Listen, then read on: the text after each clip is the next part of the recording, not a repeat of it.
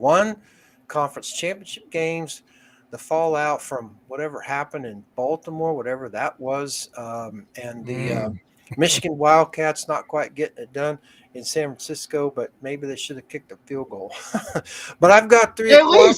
At least one. At least At least one. one. Yeah. At least one Right. field goal. Exactly. There were 2 opportunities, at least one. Yeah, And right. Same with the would- Packers. Could Yeah. have changed the whole texture of that, man. And then we'll play some games. But I've got 3 o'clock. There you So go. let's roll this thing. Well, let's go so we can play. Woo! Let's go so we can play. That's what she said. Arr. I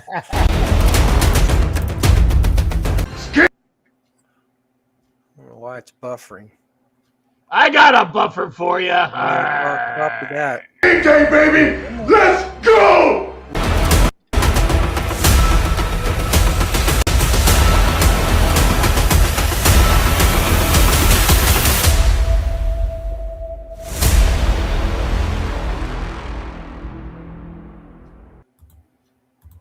I got to get a new computer with a faster processor. Welcome, everyone, to NFL Nation Live, our Week 22 show. We'll close the books on Week 21. That's what she said, too. Yeah, as we get, and then we're going to play. There's not much going on this week with all the Pro Bowl BS out there. So we're going to play some games.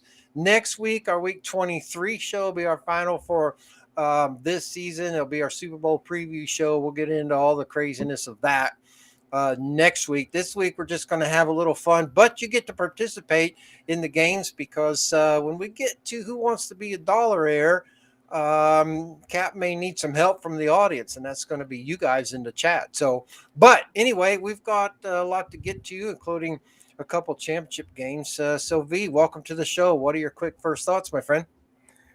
Man, like I said last week, I can't believe an entire season has jetted by. So I don't know if that makes, me age myself, but looking forward to getting the Super Bowl over with, put it that way. Yeah. Looking forward to the draft. That's what I'm looking forward to, free agency and the draft. Yeah. Yeah, and schedule release is always a fun time. I've always liked that part of it as well, too.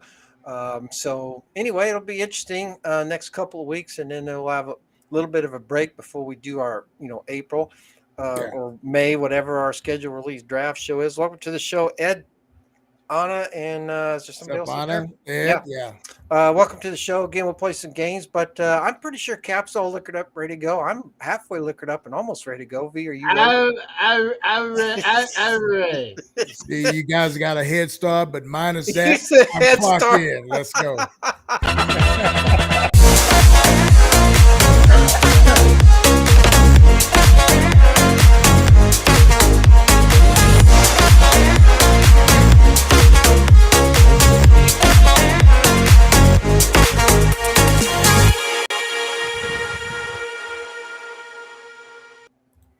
All right, everyone. Welcome to NFL Nation Live. I am Riff Guru, along with the Hall of Famer, Wayne Violator Mabry, and, as always, the legendary Pirate Captain Jack, our Week 22 show.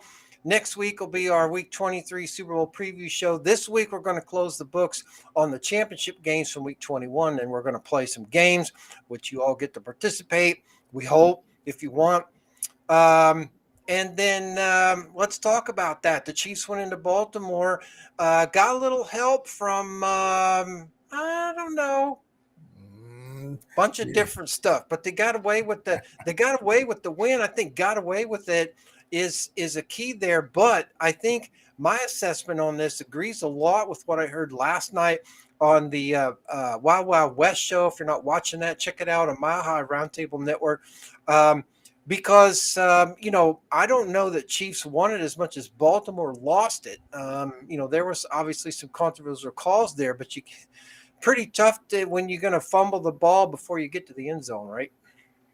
Oh, man, you talk about that flying cheetah move, I call it. But anyway, a great thought, a great effort, but he forgot there's 10 other guys on the other team that's trying to get to him. And the one guy did. Great defensive play. Yeah, right when they needed it. Right when they needed it. So the timing of that was perfect. But now that messed with that young man's head the rest of the day. Well, yeah, I mean, that's a game-tying touchdown, right? Who knows what happens if this game goes into overtime? I like Baltimore's kicking game, despite the fact that Tucker didn't really get some of his pregame kicks because of all the shenanigans going on down. I don't know if any of you all That's saw that, right. but Tucker was down there after really what's considered the kicking area's warm-up. He was down there in the Chiefs' end zone area trying to kick, and the Chiefs were throwing his kicking tee away, and there's a lot of chatter going on. We don't know maybe the whole story. Yeah, I think they would have been a lot better if the officials just enforced the decorum rules that are in place. This is a championship game. This isn't a preseason game. This isn't, T-League ball. This isn't, high school ball. I think there should have been a little bit more discipline on the decorum parts. I blame the officials really for that, not the players. But Cap, what was your assessment with regards to the AFC Championship game in Baltimore? Well, as I said last night, and please go back and watch the Wild Wild West show because there's a lot of great anecdotes. That's a good show. Yeah. But I said the Chiefs won because Baltimore gave it away on a lot of opportunities. Okay. Right. There, like I said, the penalties that were called were pretty much given and owed because again, when you stand or when you up somebody and they call a taunting penalty on you, that's on you, and that was given. Yeah, and I don't want to interrupt. Hold that thought though, Cap, because there's a good comment in there from Matt. Says Flowers said 110 penalty yards all by himself. Yeah. Wow. Yeah. That's messed up. And that was the taunting call along with a couple of other incidents there. That was on him.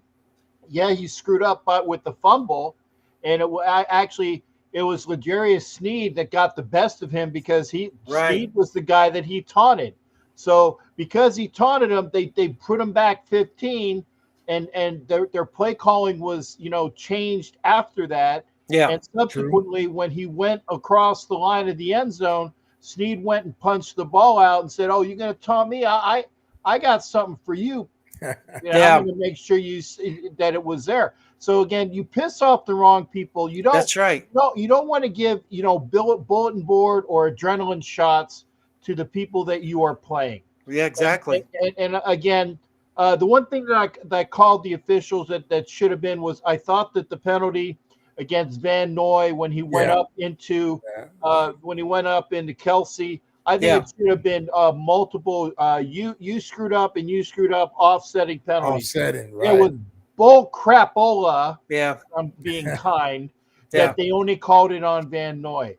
But again, aggressiveness and I think that the Ravens actually went back to the Billick years of how they were thinking about our crap don't stink, and they actually evoked a lot of that there because there was a lot of aggressive penalties for saying we're superior to you, and it came back and bit them in the tuchus in the end, like the Flowers thing, the Roquan Smith. You're offsides. You don't need to blast open the guy. That's just an open 15 yards instead of 5 being offsides. So again, the Ravens gave it away. There was that call that I should have said should have been offsetting, and the Lamar. If you're throwing to your guy and there's 3 dudes that have opposite color jerseys, you don't throw it there. But there was defensive pass interference on that call, and it wasn't called. Yeah, there's a lot in what you put in there, Cap. The other thing too is you just kind of felt from Buffalo and Baltimore that they just felt like they could show up and win these games. And I think the Chiefs are showing people that when it comes time to the playoffs, they've got the key to the locker room that has the can of whoop ass in it, at least at the moment, because they're actually, this is a business trip for them now. These other teams you just don't feel like they're ready to go. And I like Ed's comment on there. You put some of that on Harbaugh in a couple of spots. One, not really getting them ready to go, I don't think. The second one was that I didn't think they ran the ball well enough to really They beat. didn't run it at all. Well, okay. And you know what? Yeah. That's crap. Okay, give props to Todd Monken for changing the offense in the preseason and then forgetting about it in the playoffs. Props taken away. Yeah. When you need to show what you can do with it. Yeah. And say, it's kind of like and God, I hate saying this. It's kind of like Callahan saying we're gonna run with what the woman what the lady that we went to the dance with, and he had planned on changing it, and then he changed it back. Well, Monken, you know what? Hey, dude, don't overthink crap. Exactly. No, I totally get it from that standpoint. I think with regards to the officials, I have to go back and look at that play again. But my take is that this is the problem when you have mixed crews in the playoffs. Yes, technically they're all stars, if you will, from the officials, but they don't work together. They work together, but they don't work together. A lot of these guys have been around. They change crews every year, so it's not like nobody knows anybody, and each of them knows their position. But trust me, when you've worked 16 games with the same crew, and then you go into a high profile game with a crew of folks that you've not really worked with, who has hands, who has feet, who's watching what, who was blocked from or shielded from a certain aspect of the play. I thought you were going to watch this. Look, you've seen it before. Quarterbacks throw to a spot the receiver's supposed to be in. There's miscommunication. These guys play together all year and sometimes 4 years, and they still have miscommunications at times. You can't tell me that officials who technically have never really worked together go into a playoff game, a championship game, and they're not going to miss stuff. This is exactly the problem that you have. Now, that doesn't mean we want the lowest rated field judge out there, but this is why they're stuck in this. Well, only certain plays are reviewable. So if they're not reviewable, who gets screwed? Well, the officials, the players. This is nonsense. They got to fix this stuff. And there's a way to review all plays without slowing the game down. The technology is there. You get enough eyes, enough people looking at it, and you can look at it quickly enough that you can make those decisions. Maybe they just go to a 45-second clock instead of a 40-second clock. Yes, I know they want to speed the game up, but all you got to do is maybe adjust something else. I don't know. Maybe run the clock on. Don't make the extra points a dead ball play. Maybe there's a 25-25-second clock for extra points, and that runs the clock. But I think there's ways to do this. But you're going to have to make all plays potentially reviewable, or you're going to have more help somehow if they're not going to do it through replay. And I don't think it's by having more officials on the field, because even if you could have 20 officials down there in the field, that's 40 pairs of eyes. Are you still going to get everybody looking at the same place in the right place all the time? No. And so the other half of this, or another part of this, maybe not half of it, but another part of this thing is training. They need to do a better job with the training. You can't just give these guys tests all year long and have them pass their test, then, go to Dallas, run a mile and a half and say, okay, you're fit enough to officiate football, have them do 3 preseason games, and then look what happens in the championship game. So there's a lot of work to be done, I think, on the officiating front, and Cappy alluded to that. So did I miss anybody in the comment? Need a reviewer in the booth to oversee the call. I think you need more than one, quite frankly. Yeah, ref needs to be full-time and work with each other as a team. I'm 50-50 on the full-time part. But I think there's some value there. Here's what the NFL did with that. They basically made the referee, the white hats, full-time, if you will, and everybody else still part-time. Well, that's backwards. The people that need to be full-time are the younger ones. They're the guys that need the help. But if you're going to make them full-time, and I don't disagree with that, there's 2 problems. You got to get the training better, and you have to get the transparency better. If they're all full-time and they're not technically independent contractors, and you could argue that it's this way now already, how much influence is the NFL going to have over the officials if they're full-time? It's technically meaning that if they're not full-time because the officials have another job, they get whacked from their officiating position, or they quit. They still have something else to do. It's not their entire livelihood. If it's their entire livelihood, they're going to be a lot less likely to just say, screw it, I'm going to walk away. I've got my other job to go to, because that is their job. So if they lose that job, what are they going to do?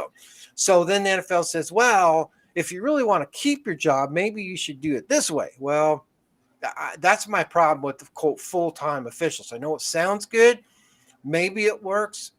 Maybe it doesn't. There's a lot of reasons why it would or wouldn't. Let's see. I wonder how you and missed calls that occur right in front of you, the officials should have to explain themselves. Well, I think there should be a lot more in terms of the explanation point. How you miss calls that are right in front of you, it's easy. Because when you're watching it on television, you're farther back. And although we've said before in the show, you guys know now that the angles are not the same when you're down the field versus when you're TV booth. But if you're far enough back, even if you're looking at the Grand Canyon and you're far enough back, you can see a lot. When you get up close, you don't really see as much. So I agree with them that if it is happening really directly right in front of them, and in some cases it is, that's got to be fixed. There are some cases where it looks to us where it's right in front of them. You're looking at it, you're yelling at them going, how could you miss that? When in fact they weren't looking in the right spot and they did miss it. So until you've been down there and you actually see the optics of these big guys coming at you at full speed, it's hard to say how they miss it when it's right in front of them. But there are those that do, and that needs to be fixed. But anyway, that's my high horse. I think the refs are being influenced by the gambling sites. Not yet. It's coming. That's debatable too. I'm going to end it right there. Not yet. Yeah, not yet. Okay, so anything else in Baltimore before we move on to San Francisco? No, not really. Like I say, just not sticking with what got them there, and it backfired on. Yep, it did. And the one thing that I said, I think I said it last week when we were talking about the color schemes for the Super Bowl. The Super Bowl? Yeah. Right. Obviously, that was done pre-Swift. If it was done pre-Swift, because it would have been a little bit more. It'd be like all red or little shades of red. You know, a little less purple. Yeah, it was a lot less purple, and they would have another probably would have been like yellow, because they're both red and yellow. Red and gold, yeah. Red and gold, yeah.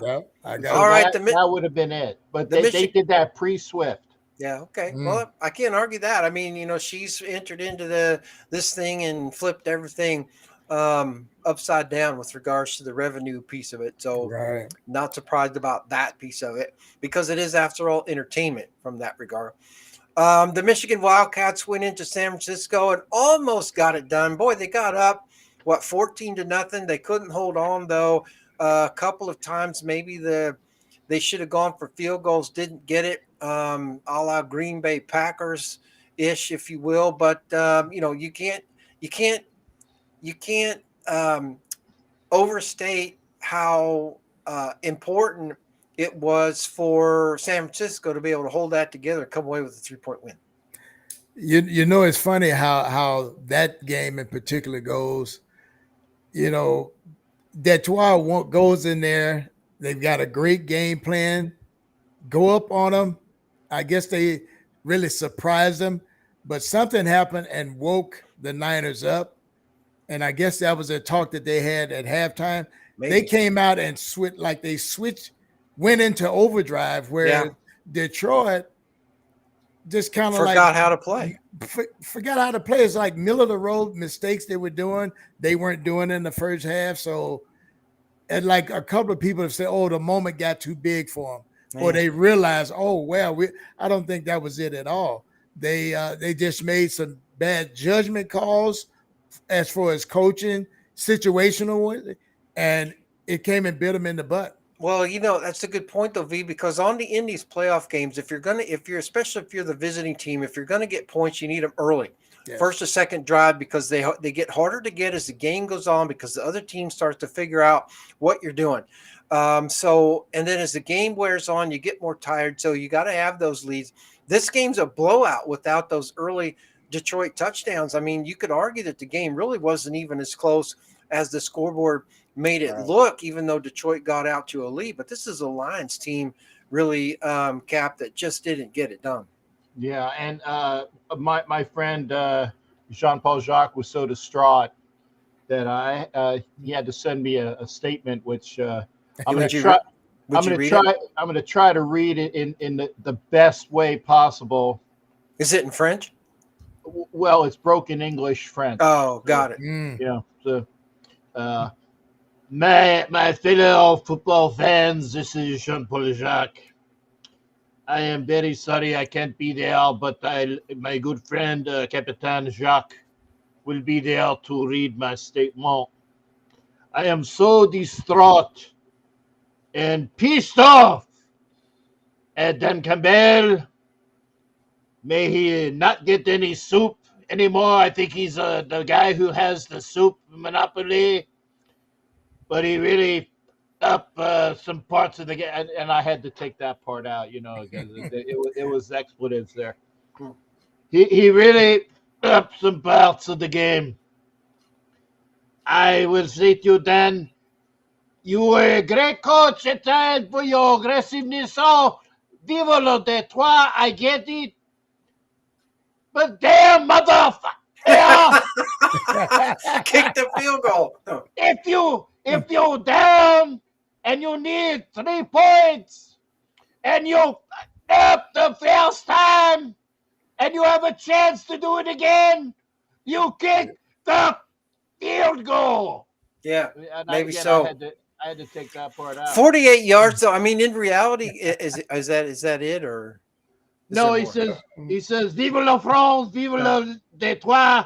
We will be back, and make sure that imbecile ref gets a French number 1." So he says number. So Richie Richesco is a French pirate. Yeah, sort of. Yeah. By the way, for those that don't know, this is my original hat.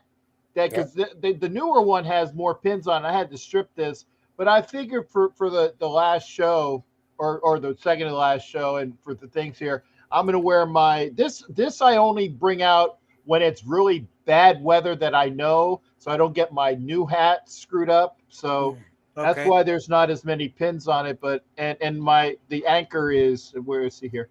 Yeah. The anchor is broken, but it still looks good. It still looks good. A couple comments in the chat I want to get you. To expand on Ed's comment a little bit, either of you, but maybe V first. Do you think Lamar Jackson's performance in the championship game hurts his MVP potential?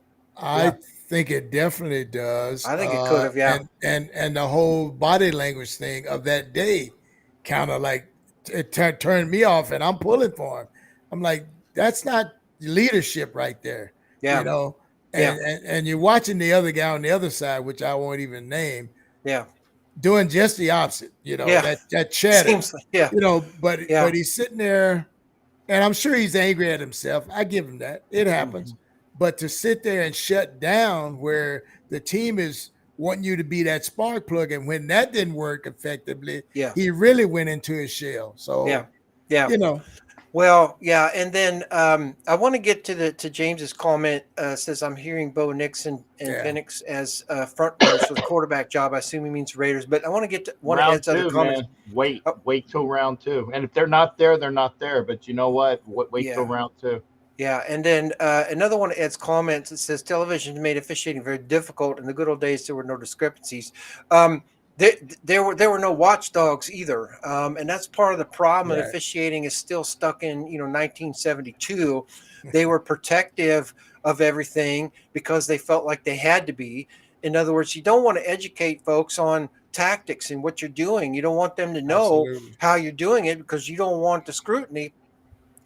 The problem is they're still holding to that. And now, essentially, the cat's out of the bag. Pandora's box has been open for quite a while now. They've lost the key. It's been so long, and they're not adjusting with the times.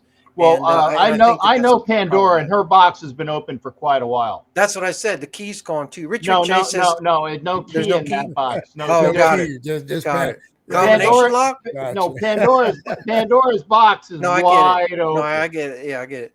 I was just trying to make light of it. As Richard Chase said, if it should have hurt his MVP bid, that said, the MVP is meant to be regular season only. even then, Josh Allen should be the MVP.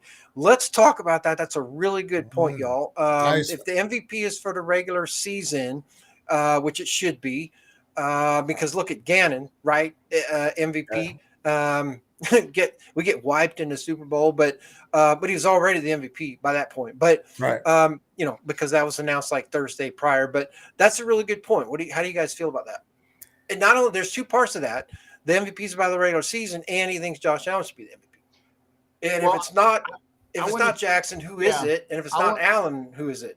Well, first off, when are the votes tabulated? Because I think that the MVP voting, if it isn't already, should be immediately after the regular season. Well, it probably is. It probably is. But we don't know that for sure. No, I understood. Yeah. We don't know that for sure. Like even in the Heisman voting, they said all your votes are in by this time, and they click off on who the Heisman voters are and when they put in their stuff. So it should be a real obvious as to who voted and when, and it should be locked down with Price Waterhouse or whoever the schmucks that even screwed up, the tabulations for the Oscars a couple years ago. It should be them, and we need to make sure. And yes, it should be just for the regular season. There should be clearness that it is just for the regular season. Yeah. And to be honest, the second question, I have to. God, I hate agreeing with Richie Rich because he's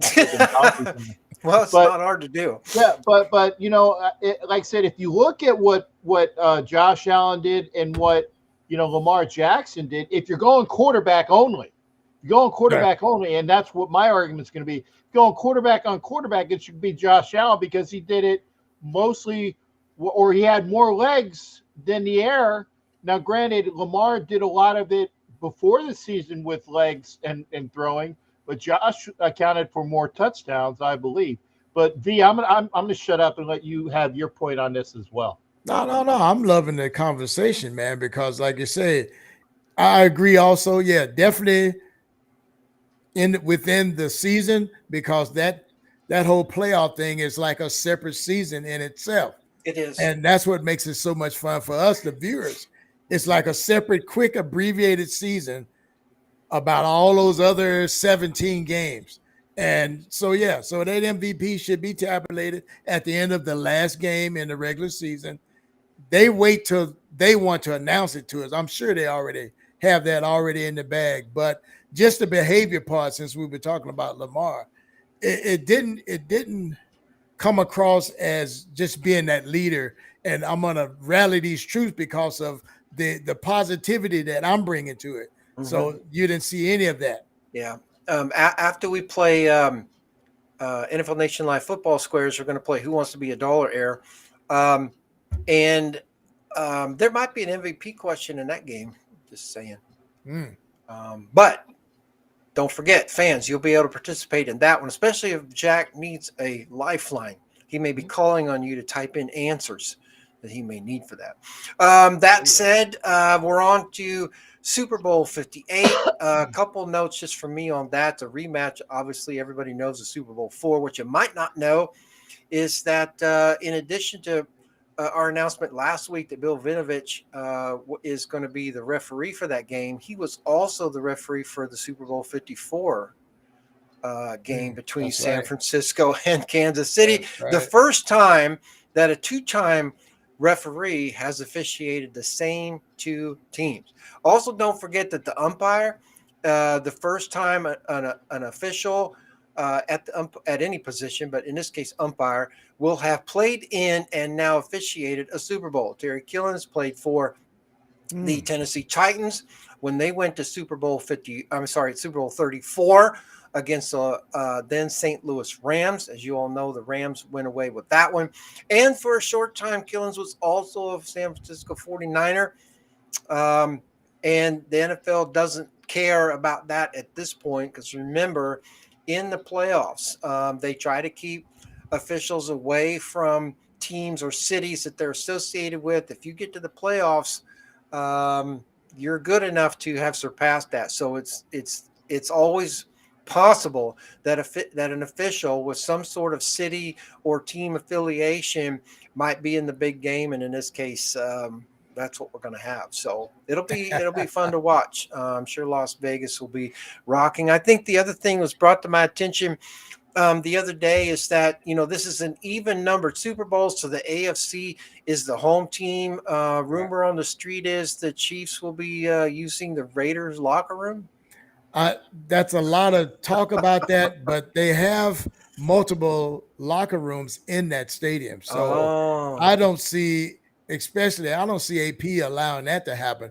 Go in the Raiderettes locker room, or I've been in there. It's kind of small. The UNLV. The UNLV locker room is nice. Yeah. So the officials' locker room is almost bigger. Yeah. But so I don't see that, but worst case scenario, say if they do, their mind's going to be on getting another Lombardi, not screwing with something in the locker room. But I get it from a fan standpoint. I don't care. I don't want anybody in the Raiders locker room, especially with these two teams. Yeah. Right. Well, Wayne's got a point. If there's multiple lockers, maybe they're not, or in this case, maybe they roll up the carpet so they're not walking all over the logo and that stuff. What was the comment in there? They will be using UNLV locker rooms. That's what I'm saying. Who's they? Who's the they in that? The Niners are the visitors, so they will be in the regular visitors locker room. Okay. Now the whole thing came up about the Chiefs being the home team. Yeah. Where they going to be in our locker room? And I'm thinking, wait a minute, UNLV has their own locker room, so that's probably where they'll put them. Okay, good. Fine with me. James, they get dressed in Henderson for all I care. Yeah. James says Harbaugh being introduced as head coach right now of the LA Chargers. I'm glad we're missing that. Yeah. So I think was it Richard Chase said something about the refs being blind? I didn't see that. Yeah, that was Richie. Yeah. I saw that one. Or being colorblind. I don't think that's a requirement to be or not to be from that standpoint. But in this case, Killen's time with the 49ers was very short. The only thing really that's the same from when he was there is the ownership. All his teammates are gone, coaches are gone, everybody's different. I don't think that's going to be an issue from that standpoint. Can't say it's not, but highly unlikely. And the NFL would have had to have taken that into consideration, even as they announced the officiating crew prior to the championship games, as a possibility that if San Francisco got in and Killens is in there, then they're going to have to deal with that. But I think at this point, it's not really a problem. Let's see what else. Okay. Anything else before we move on from the championship games? Daniel, salute. Just salute to Daniel, Asylum, James. Yes. Welcome to the show. Thanks for coming in. And remember, Daniel's over in Germany, in Deutschland. Yeah. Yes. Awesome. That's awesome. Well, welcome to the show. Glad to have you with us. All right. Well, let's play some NFL Nation Live football squares. What do you say? That's it. Let's go. Woo! All right.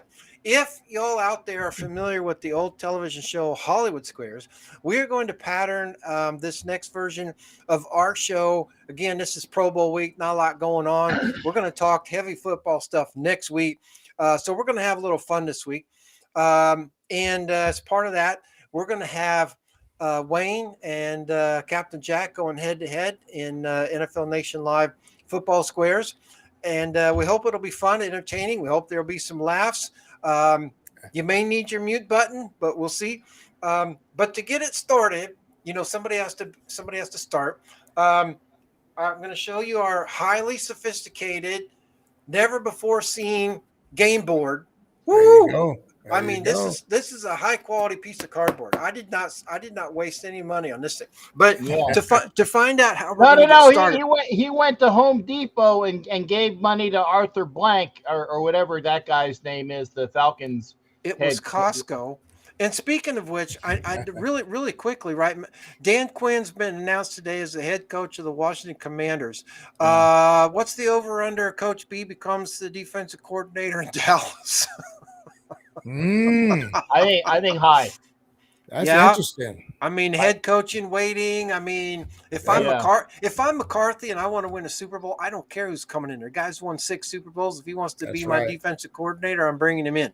Yeah. I've got all the money I need. If I'm out next year because we don't win and Coach B is in, I'm just going to go buy another boat anyway. So yeah, I can't believe Vrabel is still not picked as the coach. I totally agree. No, Vrabel's going to he's either going to be a DC that for somebody that hasn't been announced, or Vrabel will either. I mean, Vrabel will go to TV. Vrabel will go to TV. He'll show up somewhere. All right. So to start this game, we're not gonna flip a coin. We're just gonna take a guess. So I've picked on the back of this board, a game board. I've picked a number between 1 and 20, and it is not the number 10. So the number on the back of this card, is it higher than 10 or lower than 10? I'm going to say higher. It is the number 12. Congratulations. All right. Okay. So you get to go first. Captain Jack, welcome to the show. Welcome to NFL Nation Live Football Squares. Let's go to you for your first question, which Wayne has to answer. Cap, you're getting penetration on the football field. What are you doing? Well, I know obviously what I'm doing. I'm standing behind my favorite Latina Raiderette cheerleader, who's likely going to be fired very quickly from her position on the line. What position is that exactly? Well, talking about positions, and speaking about being fired, I've already fired my whatever, and you know what I've already penetrated. So that's the penetration that's involved. But that's just me. But for the purposes of this show, this particular game, you're getting penetration on the field. What are you doing? I'm going on the opposite side of the field. I'm in the other person's. I'm on the opposite side of the field. I'm on their side of the field. I'm going into their on their side of the field. Basically, like I said, it's my side of the field and their side of the field. Yeah. I'm going to their side of the field. Mm-hmm. Okay, Wayne, do you agree or disagree with that? I agree. Yeah, that's it. You're getting to the other team's opposing backfield or quarterback. So you get the answer on that one. What square would you like to put your X in? Let's go. I know what I'd like to put my X in. Let's go center box. For the purposes of this game, okay. Center box. The center? Okay. Center box. All right, here we go. All right, everybody good? We in the right box? That's it, center box. All right, so Cap, you get to answer a question now. Wayne, how you doing? Welcome to the show. Awesome. It's 2018, Wayne. 2018. You're in Chicago in 2018, and you've just witnessed the double doink. What did you see? Damn, let me see. 2018. And you're in Chicago, and you've witnessed the double doink. What did you see? Didn't Peacock stream something about some housewives of Chicago around that time? It was right around that time. I know that guy. Yeah, you know that guy. Think about it. That was a hot topic right then, so man. The wasn't the Bears. So the double doink, double doink was the Housewives of Chicago. Yeah, I'm gonna go with that one, man. It's the premiere of the Chicago Housewives. Yeah, that's funny. I disagree. Well, now wait a minute. Is that your answer, V? That's my answer. Oh, okay. So, Cap, do you agree or disagree? No, I disagree. The double doink that was a field goal try that went from one upright to the other upright and missed. You're right. You're absolutely right. Congratulations. So, the double doink was a missed field goal. Which box would you like, Cap? I would like the 0 or the O at the bottom, where your pen is. Okay. And like I said, I've seen that double doink before. Yeah. Did I get it right? Well, no, you didn't, and that's what she said as well. No, well, where's your O supposed No, to be? no, just shut up, Smug. I'm giving you more crap. Okay. Oh, got it. I got you. Hey, okay, I got to keep it straight. All right. So V, it's your turn again. I'll ask Cap another question. Cap, if you heard the phrase, you had me at hello. If you heard the phrase, you had me at hello, what are you doing? Well, actually, I'm glad you asked that because I'm a very large fan of music. And I'm singing, the old Beatles song, goodbye, hello. You say yes, I say no. You say stop, and I say go, go, go. I know I'm off key on That that. sounds like a marriage to me. So, But anyway, Yeah. so you're saying you're singing a song? Is that what you're saying? I'm singing the Beatles song, goodbye, hello. Okay. V, you agree or disagree? I disagree with that one. That Yeah. sounds like a rough marriage to me. It sounds like a lot of things. Actually, you're watching the movie Jerry Maguire. Yeah. Jerry, but that was a really good answer, Cap. Yeah, the lady said it when Jerry goes off and on, and then what's her nose, the blonde, said, "You had me at hello." Richie Richay's asked if I was still talking about the cheerleader. No, I think we moved on from her. But all right, so V, you did disagree, and that is correct. Where would you like your X? Give me bottom all the way over corner. Okay, over here? Yes. Yeah. Okay. I should have numbered the squares so you could pick a number. Is it? Yeah, did I get that right? You got it. Okay. You got it. All right, Cap, you're up next. I'll ask Wayne another question. V, who said, "All right, Mr. DeMille, I'm ready for my close-up"? Who said, "All right, Mr. DeMille, I'm ready for my close-up"? Mr. DeMille.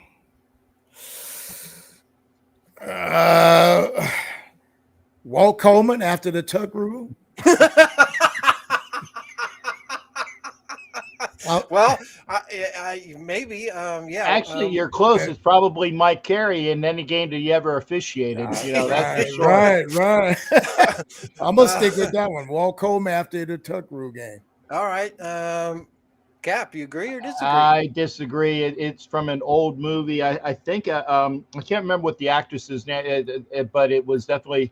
I'm ready for my close-up, Mr. DeMille. It was Gloria Swanson in the movie Sunset Boulevard. So you're absolutely right. So good job. You got the answer correct. So where would you like your? I want to block that diagonal tic-tac-toe top right there. Got it. Cap, come on. All right. So there we are. There's the game board. Congratulations on that. So Wayne, you're up. I'll ask. Wait a minute. Is it? Yeah, I'm up.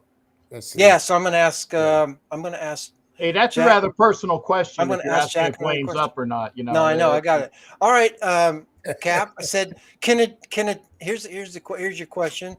Can a team deflate their balls within 2 hours prior to kickoff?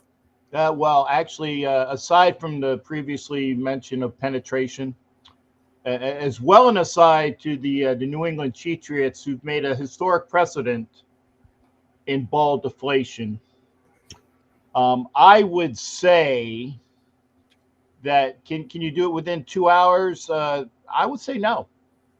All right, Wayne. He says you cannot deflate your balls 2 hours prior to kickoff. I agree with that. He says no. Yeah, that is correct. Yep. In fact, you can't deflate your balls at all. Yeah, you can. We've already gone into that with the first one. You could do some ball deflation. Now, if we're talking about the Wilson or the Duke. Well, they're right. Yeah, that's off the table. Yeah. Come on now. Yes, they can. Softballs are allowed. Just ask Tom Brady. That I just said that, Richie. So long as they are not underinflated. Pay attention. Attention. Right. So, but I appreciate the audience participation there. So, Wayne, I think you got that one correct. Yeah. Okay. Yeah, so where would you like your X? That doggone Cap, man.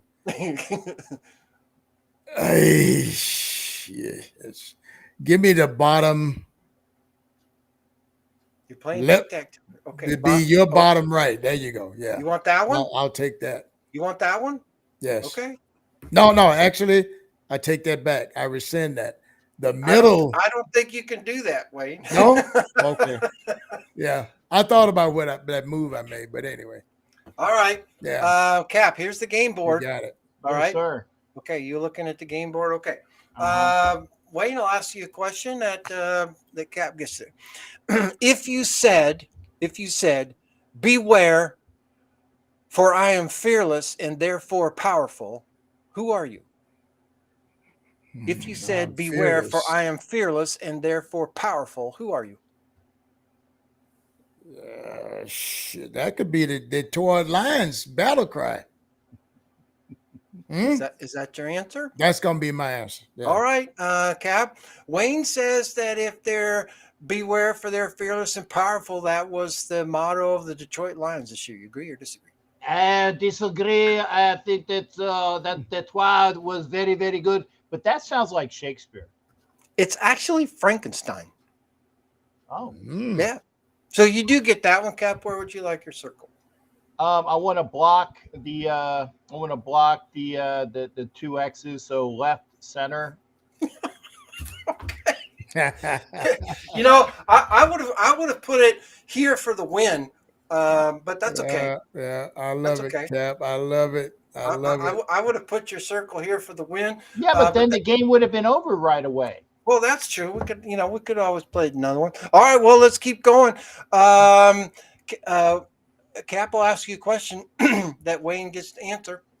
How many balls does an NFL team typically play with for a regular season game? How many balls the NFL team typically play with or bring to for each regular season game? Well, actually, that depends on the amount of available cheerleaders, Vegas hookers, or strip club chicks that are available. Yeah. But also, given equal time for the dudes, because it is that type of generation who swing that way. But remember, Seinfeld said, not that there's anything wrong with that. Yeah. It just depends upon the amount of available strip club chicks and dudes, that are available at the city, because it's not necessarily Vegas. Like I said, Atlanta is great and Miami is great, and I'm sure LA has its amount of decent clubs. So just about the amount of available participant for the amount of balls that are available. Okay, so how many balls does each NFL team typically play with for a regular season game? I would say, I give a nice round number. I'll say like 20. 20. Okay. Wayne, he says 20. You agree or disagree? I disagree. All right. It's 24. So congratulations on that. That was a tough one. All right, Wayne, where would you like your other X? Wow. Let me go center top. Okay. All right. 1, 2. Okay. Cap, you're up next. We might end up in a tie, and that's okay. Yeah. Let's see. Your question is, I'm asking V this question, right? Yeah. Wayne, who was the first guest or guests on the Ed Sullivan Show? Ooh. Who were the first guests on the Ed Sullivan Show? Oh, damn. I was a little bit young, but I'm going to go with maybe Dean Martin and Sammy Davis Jr. Dean Martin, Sammy Davis. Okay. Yeah. Cap, he says the first guests on Ed Sullivan Show were Dean Martin and Sammy Davis Jr. Agree or disagree? Wow. I'm just going to I'm going to disagree. Dean Martin and Jerry Lewis. You're right. It's Dean Martin and Jerry Lewis. Yeah. That was a tough one. All right. You get a chance to decide where you would like your other O. Yeah, well, since we're not going to play cat, I will go for the win to line up the zeros in a up and down diagonal. And zero. That's two syllables, huh? Yeah, I'll go for the rim. I'll go for the rim. Let's give Wayne a chance to fill in that last box. What do you say? Yeah, that's what she said too. But his wife keeps getting in the way. I know. All right, Cap. This will be a chance for Wayne to put another X on the board. Okay. If you muffed something in football, what did you do? Well, actually, I don't really attest to this, but Mm. I've had a few muff altercations while playing football. But that was back in the 80s when I played for Colonial High School. And I'm not going to dime out or name any young ladies responsible. But, Dan, that brings back great memories. Memories. Yeah. And I'm all on it. yeah, memories and as well as muffing. But that's another story. So, I'm sorry. I got a little bit off on the muffing. Yeah, it's okay. The question was if you muffed something in football, what did you do? I would say you probably you fumbled the ball into the end zone. Okay, Wayne, agree or disagree? I disagree with the. Remember the memories and the muffs. Look for the memories in the muff, Wayne. Technically, I'm disagreeing with that. Yeah, no, that's true because if you fumbled something, then that implies that you had possession. So it can't be a muff. So right. you are correct, Wayne, to disagree. It essentially means you dropped the ball, punt, pass, or handoff, whatever, without gaining possession.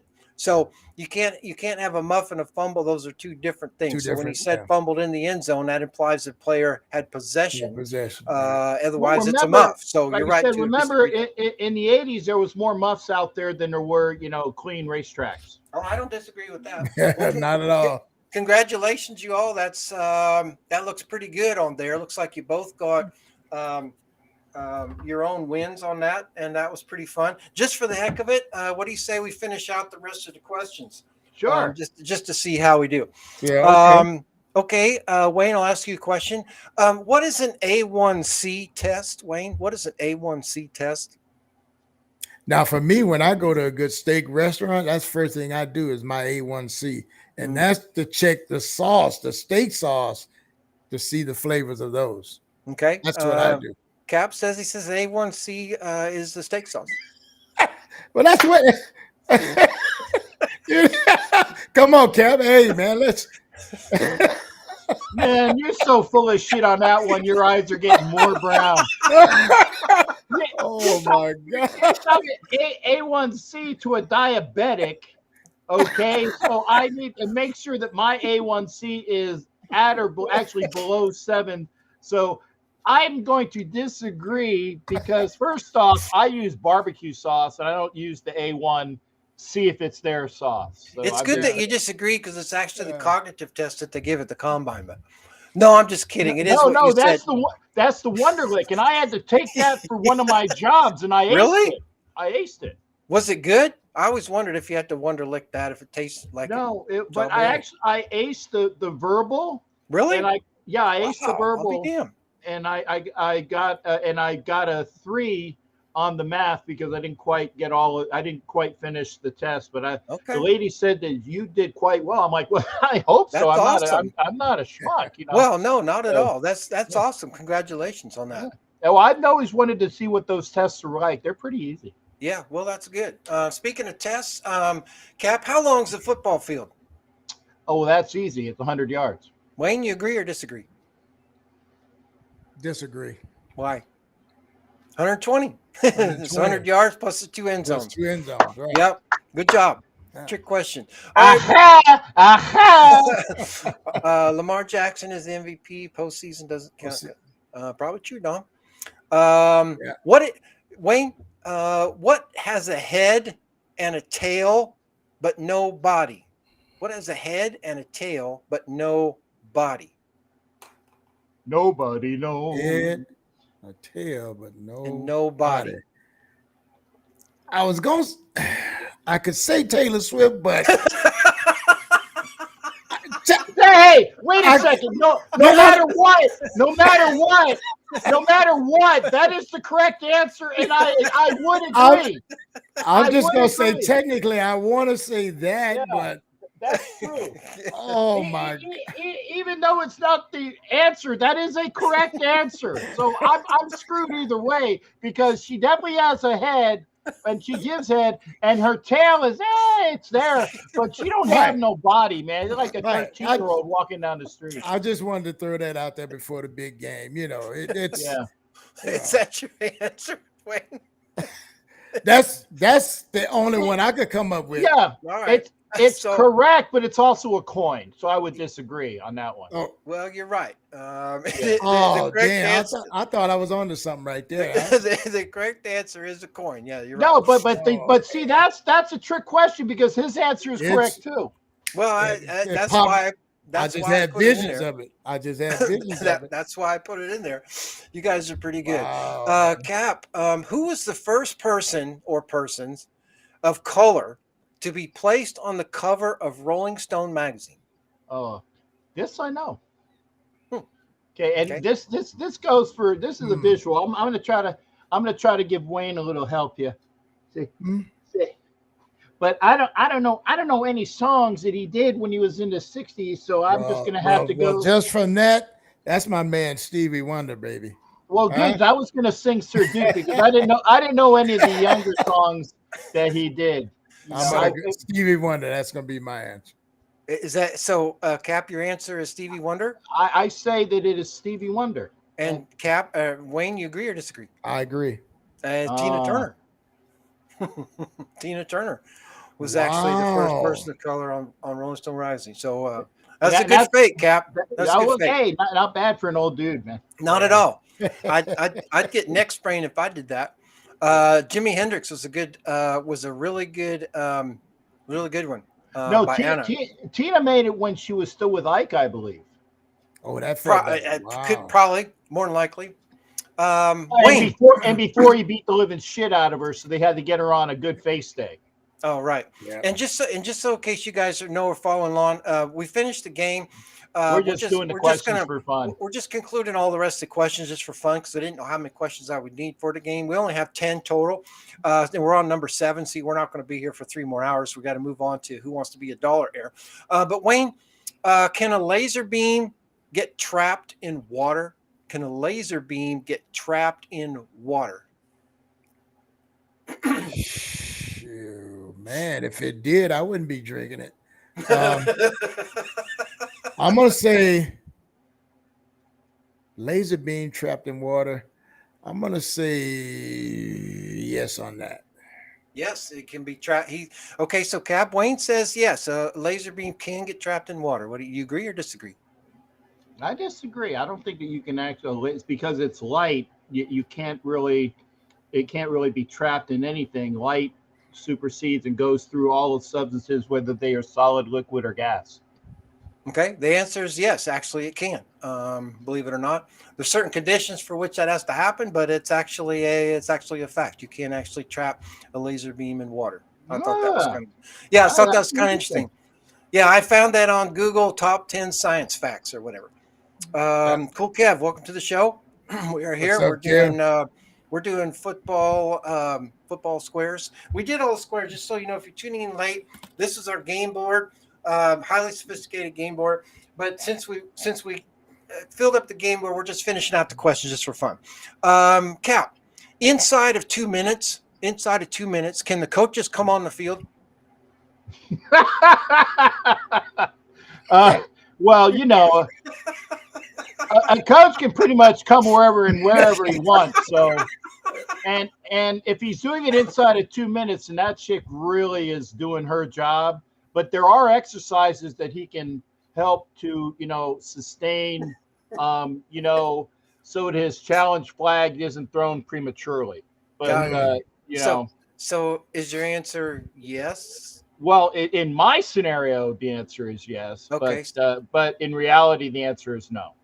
So you're saying the answer to can they come on the field inside 2 minutes is no. That's your answer. Okay. Again, unless it's the chick is there and we see, But if she's not there, the answer is no. Okay, Wayne, he says no. Do you agree or disagree?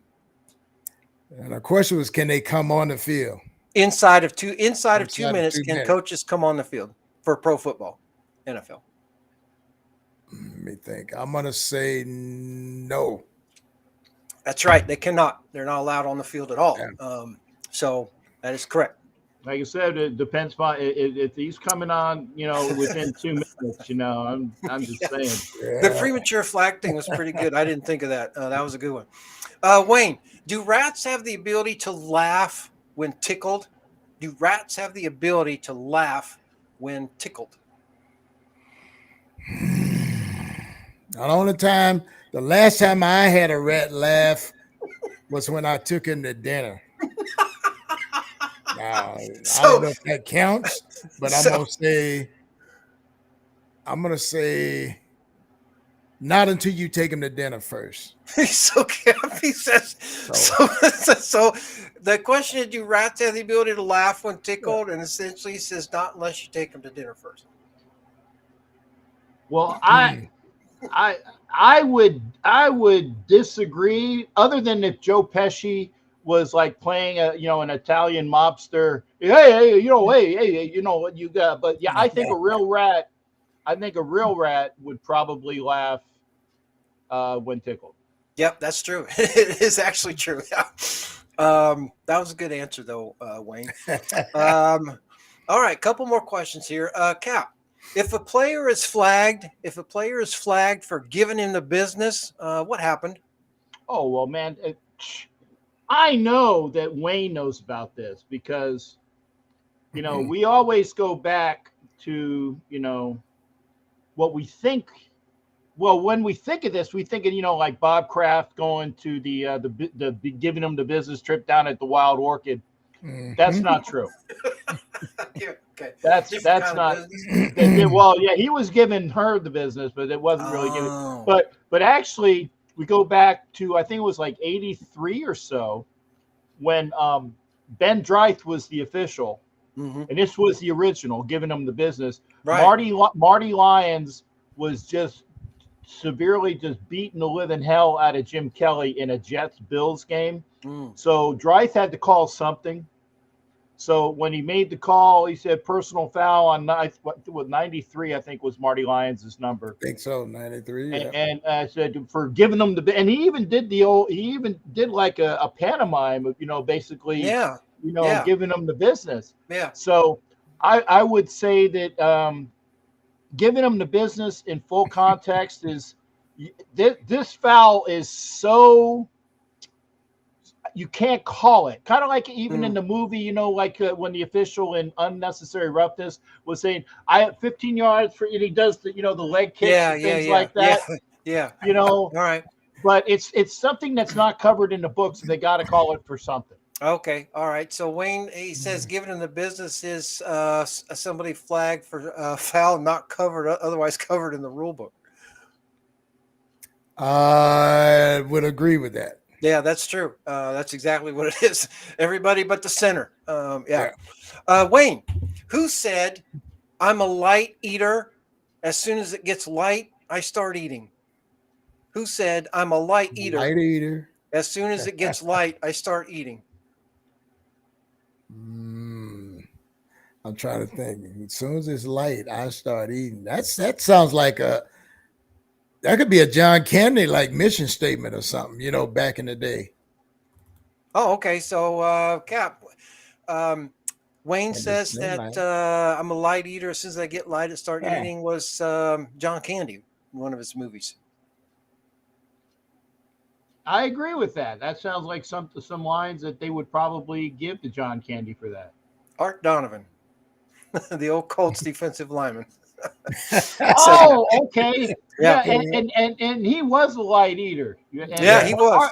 No doubt about it. Art Donovan had some of the greatest one-liners ever. So he should have been writing for a John Candy movie. Yeah, probably so. True. Yeah. Yeah. Couple more questions. Cap, it's the 1820s, and you're working for a company named Connecticut Broadleaf. What are you making? You're working for a company called Connecticut Broadleaf. What are you making?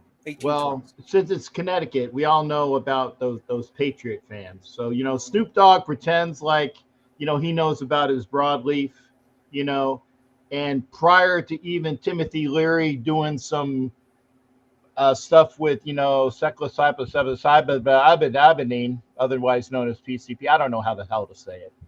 But the broadleaf was the New England version of the stuff that predated Sam Adams Lager.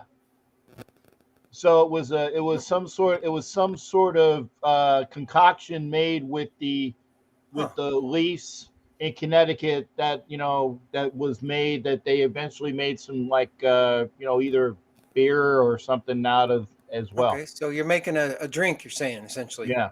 All right, Wayne, you agree or disagree with that? Disagree. Cigars. You're Cigars. making cigars. My story's better. My story's better. I don't disagree with that. Yeah, Cool Cap says beer. You would think maybe back in the day, the answers that I gave to Cap were coffee, tea, spices. Beer would have been a good one. Oh, I gotcha. that, Yeah, I broadleaf. I'm like, that's cigars. Hey, I put some time into this shit. Yeah, no, you did. No, and I appreciate that. No, yeah. I appreciate that. All right, the last question on for this game, Wayne. It's 1996, and you're hired by a company called Backrub. What are they known as today? You work in 1996. You're working for a company called Backrub. What are they known as today? Massage Envy. All right, Cap. 200. He came back with that pretty quickly. He says Massage Envy. Yeah, that sounds good. I'll agree. Google. You're working for Google. Back in the day, Google was named for a little while. They were named Backrub because they used to troll all the data on the back side of the internet for cataloging. So it was called Backrub. It wasn't called that for long, but yeah, they changed it to Google. Kind of like that great comeback story that Chris Pratt had in the outtakes of. What was the name of that show with the chick is in the Iowa, the old SNL chick, and then you have Quincy Jones's daughter. They were saying, "Hey, give me great comeback stories," and Chris Pratt says, "Well, Kim Kardashian has a great comeback story." Oh, and they're like saying, "Well, okay." So yeah, on some of his videos, I think she got cum on her back. So I think that. I see. I got you. All right. Interesting. All right. Well, thanks everyone for that one. So this game, Who Wants to Be a Dollar Heir, will be for the chance for Cap to win an Amazon gift card. But the rest of you can participate too, because if he needs a lifeline, you're going to be in there, and you can win a prize as well for giving him the right answer. So if he needs a lifeline, you can see the questions. The chat, folks, you're welcome to use any resource you want to help Cap get the correct answer. And if we get more than one, Wayne, we'll have to give away more than one prize, but that's okay as well. Let's go for it. No. Hey, Doc, it's not done yet. No. Unless Doc has to leave. He says he's got a lot to go. Good night. But we're not done yet, Doc. No. Oh, yeah. Well, if you can hang around, we're going to play one more game. So how this works is we'll ask, it's formatted very much like the game that was on television called Who Wants to Be a Millionaire. For us, it's Who Wants to Be a Dollar Heir, because that's about all the amount of money I have. But in any case, we'll ask Cap a question. We'll give him 4 answers. He'll get to select the right answer. If he selects the right answer, he gets to move on. At any time, he can take the amount of where he's at and walk away. But he does have lifelines. He can ask Wayne for a lifeline. He can ask you all in the chat to give him the answer for one of the questions. He can also use 50-50, which means we take away 2 wrong answers and he has a chance to go ahead. So, Cap, are you ready to play Who Wants to Be a Dollar Heir? Sure, let's have the music. I'm sure you got something ready. I might. All right, so here's your first question.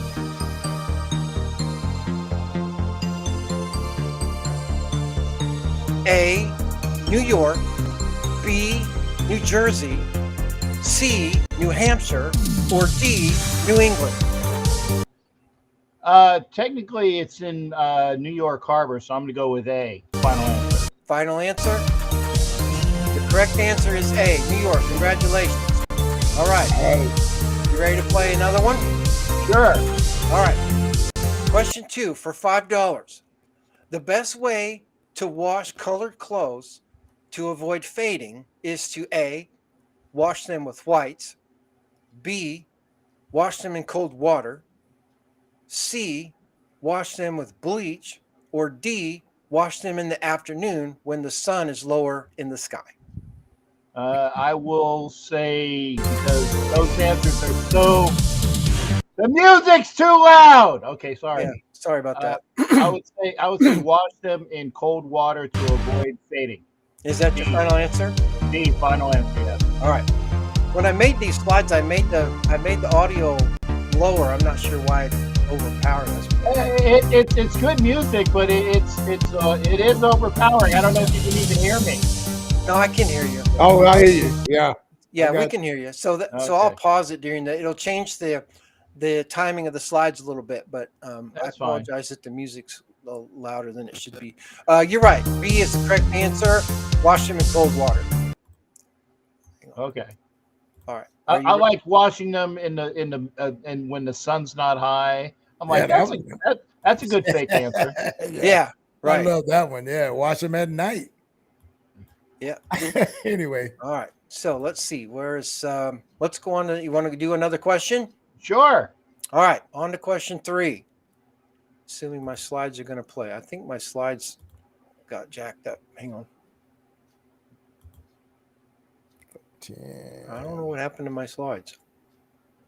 They're not playing. Ruh-roh, Raggy. Yeah, I know, right? Live television. One of them Fonzie What happened kicks to on my it. slides? Dang it.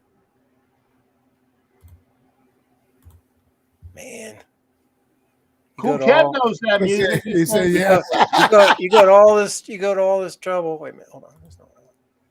All right. So let's try this again. Good ear, Kev. I wouldn't know, Kev. All right. So I know we know this one. Let's let it play through. It's going to take about 30 seconds to get through the first couple of. Sorry about that. I'm not sure why that's messed up. It could be my computer. That's like 80s techno. Yeah. Yeah. I thought it sounds good for this show, though. Yeah, that was club music there. So you got the first one, which is New York. You got the second one, which is wash them in cold water. All right. I think the issue is the buffering. All right. So we'll move on. Angel Flight jeans. Remember those, Cat? Oh, yeah. I remember like a night at the Roxbury. Everybody's going like this. Oh, yeah. All right, we'll get the. All right, wash them in cold water. Then we'll move on to question 3 here. Yeah. All right, question 3, Cap, for $10. In the Star Wars movie series, who voices the character of Darth Vader? Is it A, Denzel Washington, B, Samuel L. Jackson, C, Danny Glover, or D, James Earl Jones? Wow, I know this, so I'm just going to say it. I'm going to give some lifelines eventually so that there's some participation, but I will say you got to say D, James Earl Jones. Final answer. All right, your answer is D, James Earl Jones, and the answer is yeah, the timing's off already. It'll come up. Participation.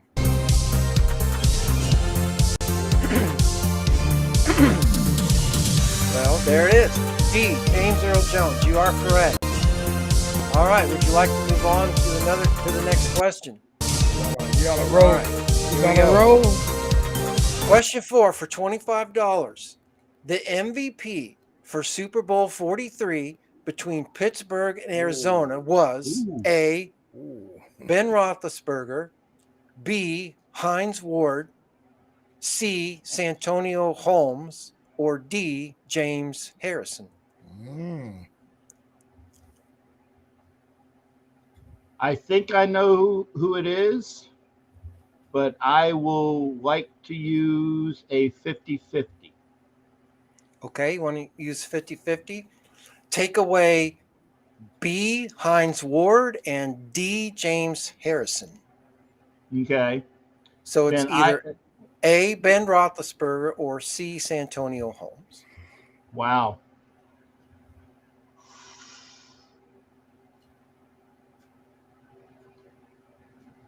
I know Santonio Holmes caught the pass that was the winning catch. but the way that the NFL is structured, I'll go A, final answer, Ben Rapist pervert. Ben, A. Rothberg. Okay, let's see what the answer is. That's a tough one. Yeah. You can use another lifeline. You don't have to stop there. You can use another lifeline if you want to. You have to, you used it 50-50. You have at least two other lifelines. You can ask the audience or you can ask Wayne if you want to use another lifeline. Yeah, wow. Or you can go with what you've got. It's up to you. Either way, I was gonna say I know that Santonio Holmes he caught the winning touchdown, but I also know that I don't know whether he had a game good enough. But you know what? I'm gonna ask Wayne. I'm gonna put him on the spot too. Who do you think between Ben Rapist pervert and Santonio Holmes? Because I know that, like I said, Holmes got the last touchdown, but didn't Ben? He got the touchdown that shouldn't have been a touchdown. Right. Oh well, no, I take it back. That was between Pittsburgh and Seattle. He had the touchdown that wasn't a touchdown. That was Pittsburgh, Seattle, and he didn't get. So this is between Arizona. I know Harrison had the fumble recovery for a touchdown of about 90-something yards, and we've already eliminated Hines Ward and Harrison, correct? yes. So it's either A or C. Wayne, I'm going to ask for some help. Who do you think it is? I'm going to go with A. Okay. Just because of the nature of how the league is. Yeah. That's what I was thinking. I'll go with A, final answer too. Okay. We'll see if my video will play. Give us the answer. Get some aerobic then, huh?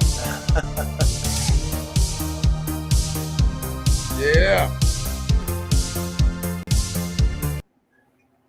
It's blood going. It's C. Santonio Holmes. Wow. They gave him the MVP for basically one catch. For one catch. Yeah, wow. much. Yeah. Wow. Unbelievable. All right, Cap. Well, double or nothing. Yeah.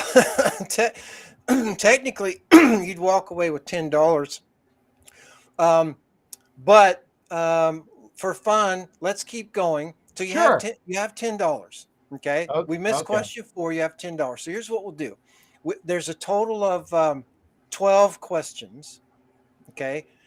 So let's see. So if we go to question 5, 6, 7, 8, 9, 10, 11, 12. That's 8 more questions, right? I'll give you $5 for each additional question that you get correct. So you have $10, and I'll give you $5 for each additional question that you get right. You still have to, like the paper boy said, I want my $2. Yeah. So, but the rules still apply. You still have 2 lifelines. You can use technically you can use me. You. Yeah, you can't use me on the last question though. Okay. Because I obviously I know all the answers, but obviously we're trying to help you. So our job's not to give you the wrong answer. Right.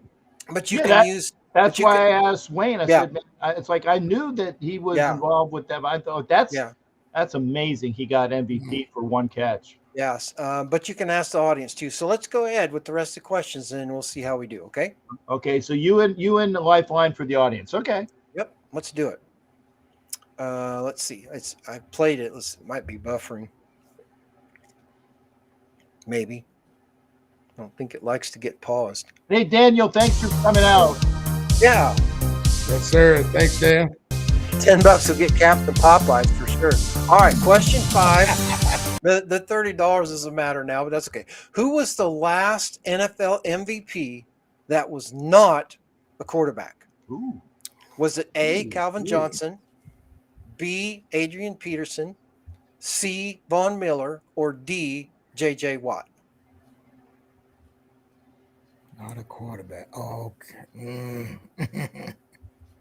Who was the last MVP that was not a quarterback?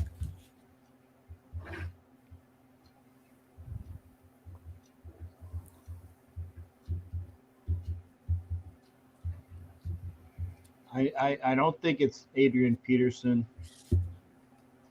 I know Von Miller was an MVP for the Super Bowl with the Broncos, I believe. He was the MVP.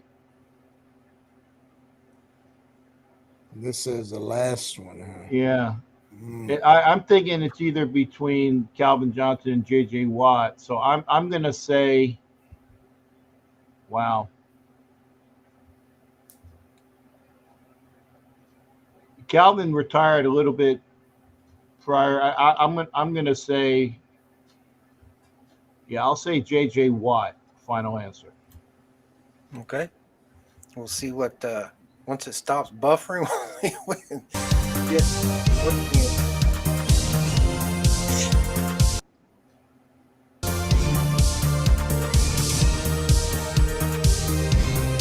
The reason why these take so long is because I timed it to read the question over the music, but the music's too loud, so I have to pause it. Yeah, no worries. That's why it's taking. Adrian Peterson. Wow. Yeah. 2012, I think, somewhere in there. Wow. All right, next question. All right. Light takes how long to get from the sun to the earth?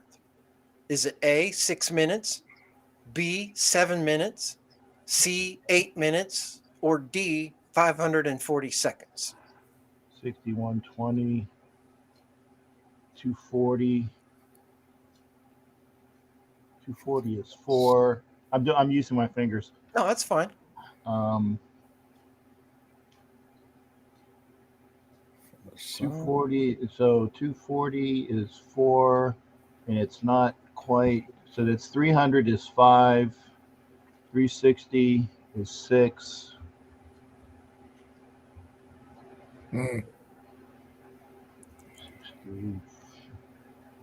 I'm gonna go D. 540 because it sounds more specific. I'll say D. Final answer. 540 seconds. Okay. Which actually calculates out to 9 minutes. Let's see what the answer is. Oh, really? 9 minutes? Wow, that's long. That's long. Then I would. Damn it. Well, change your answer before the slide changes. Yeah, A. A, 6 minutes? Okay. We'll change your answer to A, 6 minutes. It's 8 minutes, actually. 8 minutes. Wow. It's okay. Hey, I didn't make them easy on purpose. All right, for question 7. The world's oldest dog lived to be how old? 28 and a half years, 29 years, 29 and a half years, or 30 years? I would say I think C. I don't think he made 30. So I'll say C, 29 and a half. Final answer. All right.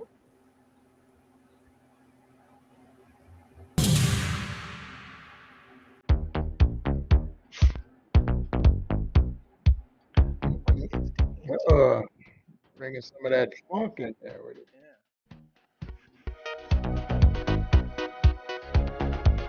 The answer is, I made the slides, the questions harder. I made the slides longer. 29 and a half years. You're absolutely right. Woo! Good job. All right. Good job. All right, you ready for another one? Question 8 out of 12. Mosquitoes are attracted to people who just ate what? Apples, nuts, candy, or D, bananas? A, apples, B, nuts, C, candy, or D, bananas? Mosquitoes. Man. B-A-N-A-N-A-S. B-A-N-A-N-A-S. And of course, I had that song running through my head. I think apples is actually something that pushes them away. I think it's like a mosquito repellent. I'm pretty sure it would be B for some reason. Candy is just sugar, nuts. Yeah, I would say BANANAS. Is that your final answer? Final answer. You're gonna go with D, bananas? Yeah. Okay. Get bananas. BANANAS. May have served you well. We'll see. BANANAS. See, it goes with the music too. It goes with the music. Yes. Doop, doop, doop, doop, doop. BANANAS. We got a winning song there. Bananas it is. Bananas, Yeah. look at you. Right on. All right. All right, Cap. Yes, sir. Excellent. All right, you ready for another one? All right, here we go. I'm not. The character, John McClane, played by Bruce Willis in the movie Die Hard, was first offered to whom? A. Frank Sinatra, B. Sammy Davis Jr., C. Robert Downey Jr., or D. Alan Rickman? I would say Downey would be too young for this. Sammy, Frank and Sammy would be good people for this. But you can also say Alan Rickman maybe was offered McClane, and then he said, "Nah, you'll make the better bad guy in the movie." But I would say he was first offered to A. Frank Sinatra, final answer, but he probably was too old for the stunts.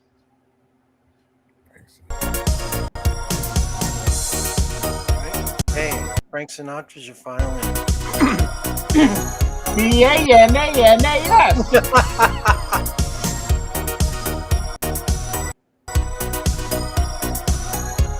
And the answer is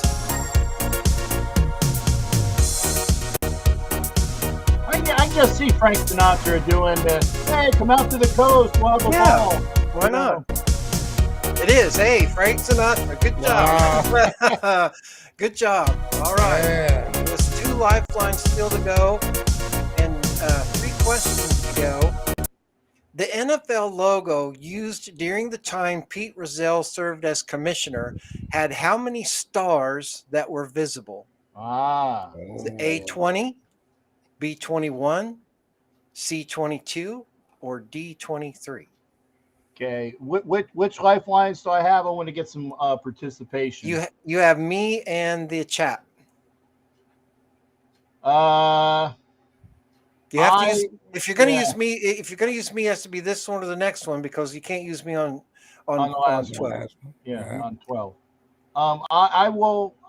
I'm going to save you for another round. I'm going to go to the chat. What do they think? And I'm envisioning it that, and I like the way they did it now. It's like 4 stars for Right, for for divisions. each division. Each Yeah. division, Before right. it was just a whole bunch of stars back there, right? Yeah. But the football logo, the football is in there, so you don't, there's stars that aren't technically there because of the football that's in the shield, right? Right. Above the NFL lettering, there's the blue part which has the stars, and there's a football. And there are stars that are fully exposed and some that are partially exposed. We're not counting ones that would be allegedly hidden by the football. So if you can see part or any part of the stars in that old logo, how many are there?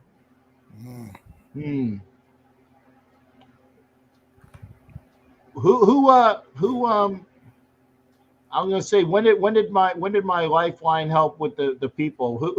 Who put in answers again? Okay, I see. Well, Ed is in with D. Okay. Solomon is in with D. D. Kev's been in with both C and B and C. But it looks like the majority is D. Yeah.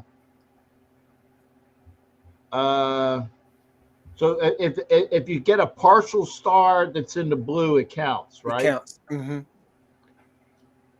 For some reason, I just like. I'll go with the Michael Jordan number. Final answer. If you don't know who Michael Jordan's number is, and I'm not counting his second trip in Chicago when he went with 45. Okay, so you're gonna go with D23. 23. All right. I just like that number. For That's what your lifeline says out there. Ed says it's D. Asylum says it's D. Yeah, we'll see what it goes.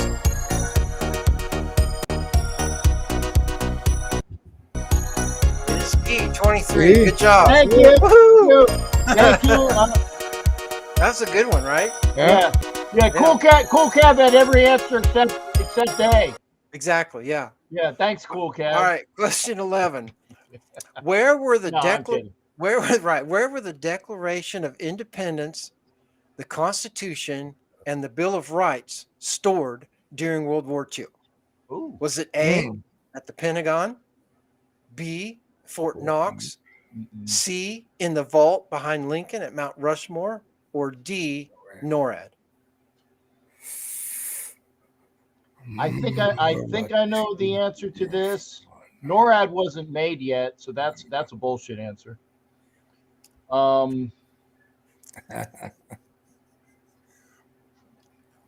Fort Knox is plausible because they wanted to get it out of DC, so you can get rid of the Pentagon as well.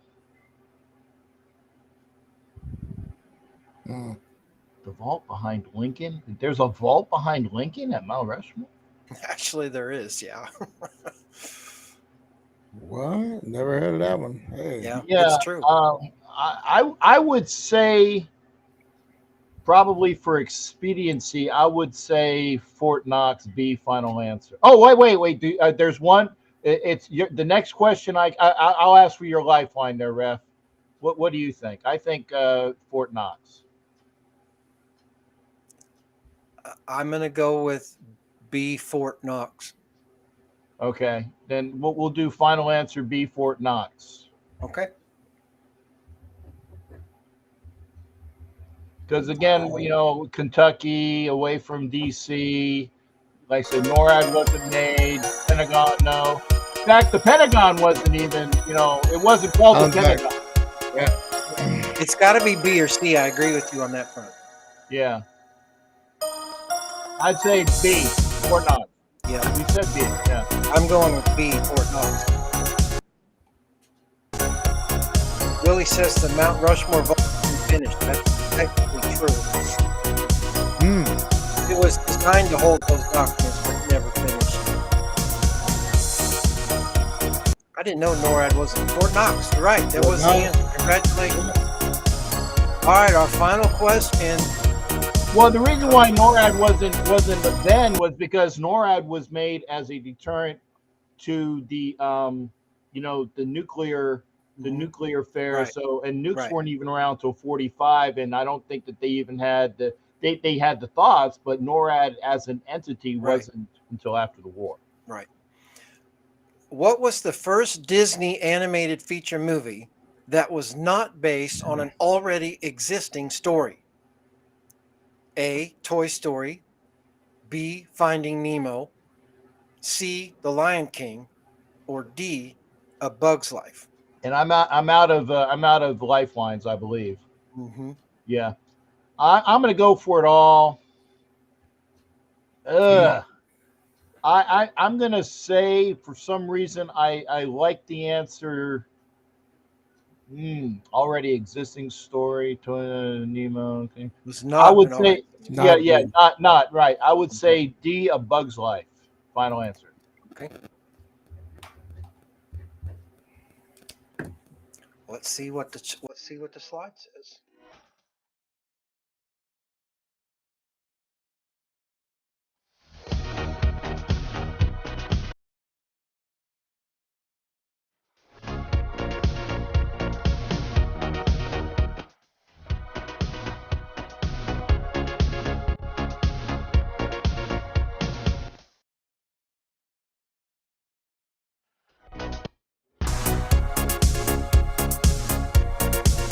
Like one of those step classes, man. Yeah. Yeah. Steve, the Lion King. Yeah. Right. Yeah.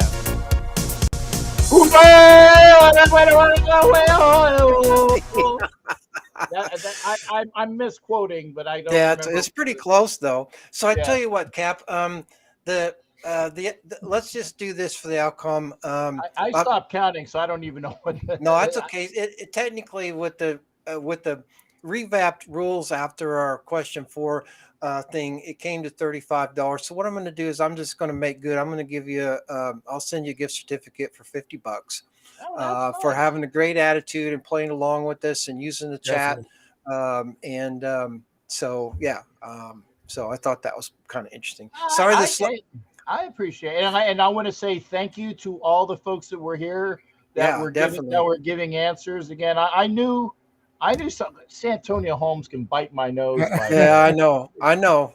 Yes, some of those questions. Catch, though, man. Wow. Yeah, some of those questions I designed to be, such that you would need or maybe use a lifeline from that standpoint. I didn't try to make them to trick you.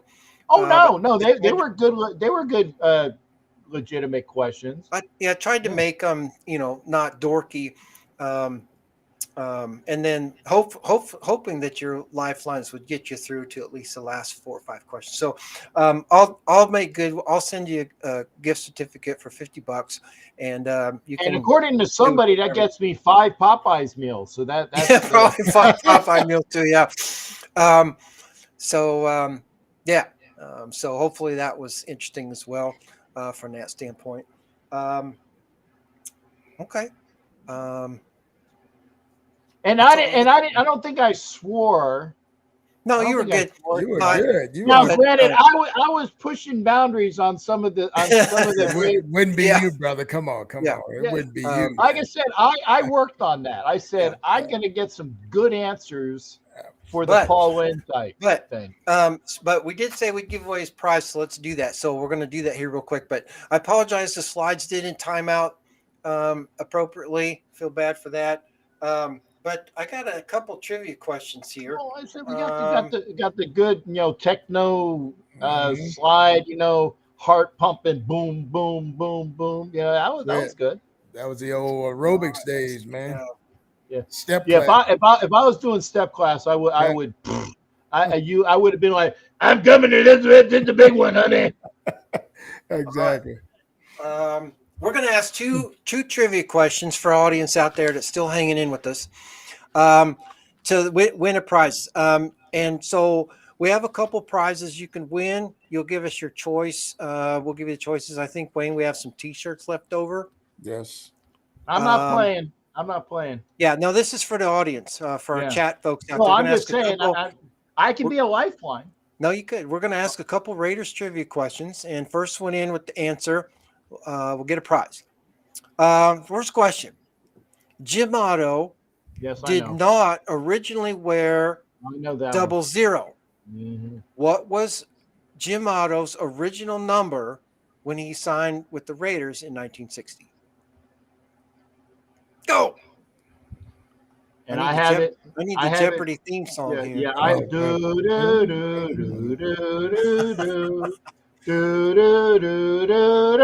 The Asylum's got it. Got on the money. Asylum's in with 50, and that is correct. Yep.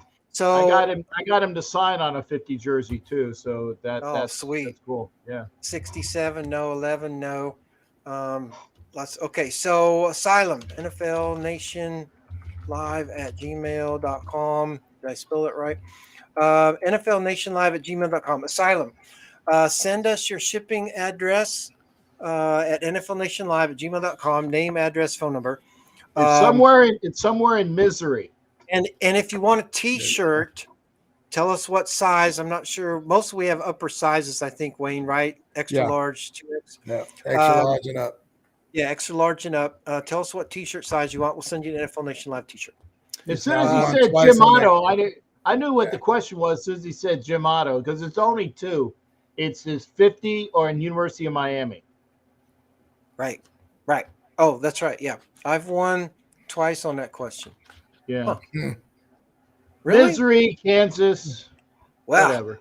there's Same somebody thing. who's paying attention. Kansas, yeah. I'll tell you what. All right. Let's see. Who was the Raiders' first rushing leader in 1960?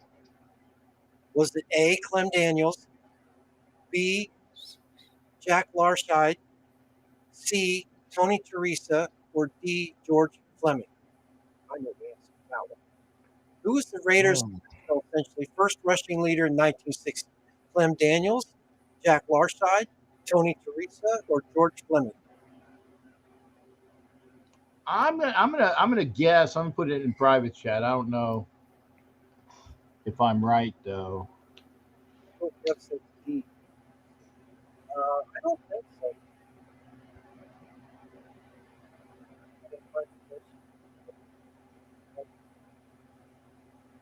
I don't know if I spelled that right. Okay, so I think it was.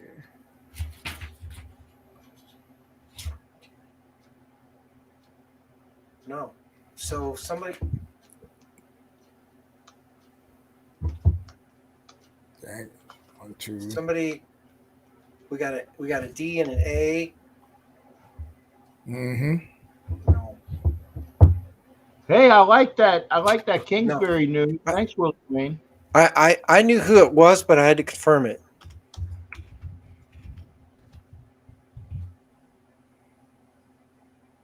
Okay. Okay. Wow. Yeah. You're seeing this, Wayne, in the private chat? Daniel. Yeah. No. Well, there's only one answer left. That was my pick. Yeah. Yeah. That's a pretty much unforgotten name, really, in Raiders lore. Raiders lore. Frankly. Huh? Wow. Yeah. But I remember that one from. Nobody's got it yet, though, right? No, I don't see it. Okay. Remember, well, you have to go through the. You'll have to go through the A is this, B is that. And you know, well, according to you, since you already gave it away, that somebody. Anna's got C. Anna says C. Yeah, Tony Teresa. Okay, is correct. I was going to say I know Teresa, but she's done a lot of things for me that weren't Raider related. I'm just going to say. Yeah, I got you. Yeah. Wayne, Teresa, not Tony Teresa. Wayne, do we have anything else prize wise that we can give to Anna? Sure. I got a book. I got T-shirts. So pick your choice, Anna. What size shirt? Send us an email, NFLNationLive, with your shipping information. We'll get you a book or a T-shirt. Wayne. I think maybe she want a T-shirt. If you want a book, we've got one of Wayne's books. And you can. Wait, I'm sorry. I got the and even some Moto Sports stuff. I got some of that. Moto Sports T-shirt. He'll even sign it for you. There you go. Sweet. Oh yeah, that's awesome. Let us know, Anna. Yeah, let us know what you want. We'll ship it out there. Okay. Thanks everybody for joining us this week. Hopefully you had a little fun. I did for Pro Bowl week. Next week, week 23 show, our final for the 2023 season will be our Super Bowl preview show. We'll get back into the football. We'll obviously talk Raiders, among other things that's been going on. So we appreciate you while we sidestepped a little bit, try to have some fun this week. In any case, guys, even though the chat wasn't overlaid while we were playing the games, we were watching the chat. So Asylum says he wants a book, Wayne. Oh, okay. So Asylum, send us your shipping information. I'll forward that to Wayne, and he'll get your book out. You got it. Appreciate it, Asylum. Yeah, we do appreciate that. Yeah, and so cool. And again, Santonio Holmes can still, suck from under. Yeah. Honestly, I think Ben should have gotten it, but because Anna wants a book too, Ref. Okay. She wants a book. So okay. And Wayne, let me know if you need me to fund a couple of those. I don't know if I need to fund any of those. I'm not sure how I would do that, but I'll let you know. Okay. Yeah. Thank you. Cool. We even got Gabe's vote of confidence. He said the hell of a hire by AP. Giants Gabe, the guy that knows everything about Darren Waller. Anyway, I just saw it in my IG thing. He said, hell of a hire. Like, thanks, Giants Gabe. Well, I mean, okay, and Gabe is at least, pro AP. because of his gotcha. Giants history. So Wayne Silent says he can send you his information on Messenger. That's fine. Sure, that's fine. That'll work. Yeah. However you want to get it to us is fine. Yeah. Okay, cool. I think that's it. We had a good show. Thanks everybody for participating. Hope you had a good time. We'll see you next week. Week 23, our final for the 2023 season until we turn into 2024. And usually we're back in late May, early April, early May with our schedule release and draft show. Right. And all that. But who knows? It'll be fun this year. Do we get our QB? Yeah. We'll talk about who that might be next week. Right, exactly. Are you waiting on me to go? Yeah. Not anymore. Not anymore. Take care, everybody. Thanks for joining us. We'll see you next week. Take care, guys.